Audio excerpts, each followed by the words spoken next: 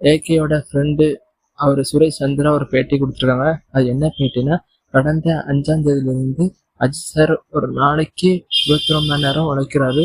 விடாமுயற்சி, good bye doctor என 2 படங்கள் ஷூட்டிங்கும் இப்போ ஒரே சமயத்தில் நடந்துட்டு இருக்கு.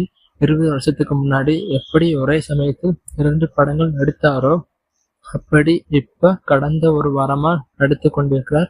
நள்ளிரவு 2 மணிக்கு ஹோட்டல் செல்லும் அவர் மறுநாள் காலை 7 மணிக்கு படப்பிடிப்புக்கு திரும்பி விடுகிறார். ஸோ இது அவரோட ஃப்ரெண்டு சுரேஷ் சந்திரா விகடன்ல பேட்டி கொடுத்துருக்காரு.